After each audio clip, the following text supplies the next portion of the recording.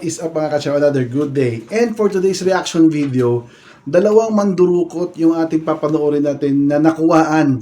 Hindi nila alam to na nakuhaan na pala sila. At yung isa, sa meet and greet pa nila sa Sergey Bin. Ewan ko kung gaano nakatagal na to. Pero yung isa, recently lang sa isang anime convention. Nakuhaan siya sa 360-degree camera. Panoorin natin at tignan natin kung grabe kung gaano kakapal ang mukha nitong mga to. Mga babae pa naman. Tara, panoorin natin. Let's go! Come on, let's get started here on Iron Poets.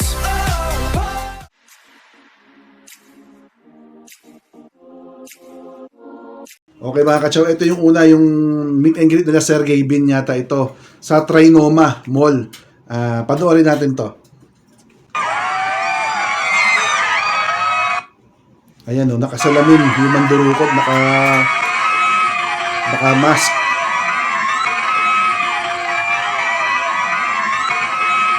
Ayun, no? Sa siksikan talaga sila umaatake, no? At pagkatapos, ayun, sabay sirit na, oh. May kasama siya eh. Babae din. Yung parang grabe, no? Ayun, batsi na. Yan, ito yung tsura niya, mandurukad ng cellphone sa Trinoma, nakasalamin, may edad ng babae ito mga katsaw, ha.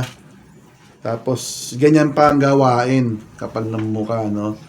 Anyway, ito namang susunod, yung sa may anime convention na matunakuhaan. Ito, recently lang to. Hindi niya alam, naka 360 degree yung camera, yung dinukutan niya. At ito, klarong-klaro, walang suot na, na mask.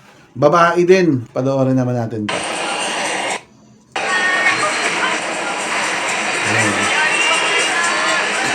Nakamaroon yung dudukutan dito mga kachaw. Nakita niya yan, sumiksik na siya, may hawak pa siyang cellphone.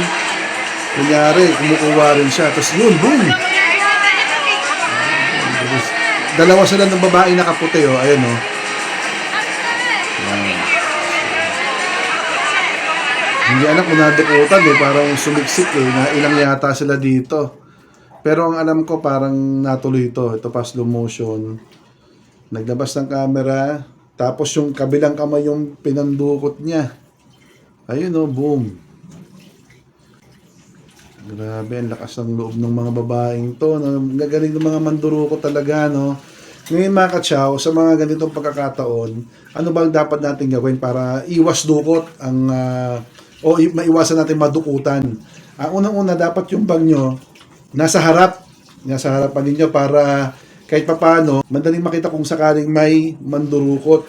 Makikita nyo yung kamay, lalo na pagsiksikan, yung crowded talaga. Ito kasi minsan sa sobrang excitement natin, makikita nyo yung inyong idol, yung mga favorite din yung characters, yung mga napapanood nyo, ay mawawala sa isipan nyo yung mga bagay na talagang expose sa magnanakaw. Kaya, konting ingat na lang mga kachaw. At saka kung nasa bulsa ninyo yung mga gamit ninyo, lagi nyong kapain, medyo tight dapat yung bulsa, at nasa harap, huwag sa likod ng jeans.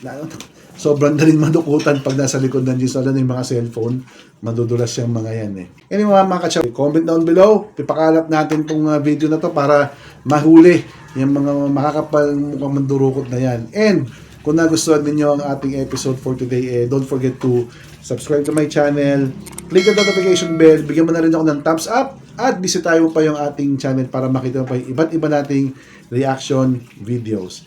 Again mga kachaw, konting ingat sa mga crowded na lugar, sa mga lugar kung saan kilalang madaming mandurukot, at sa may mga occasion na ganito, yung may meet and greet, may convention, mag-ingat din, lalo na't siksikan ang mga tao. Nakita nyo, babae pa yung mga tumitira at parang may mga edad na, hindi mo akalaing mandurukot. Diba? Anyway, stay safe mga kachaw. Ingat kayo lagi. Ciao!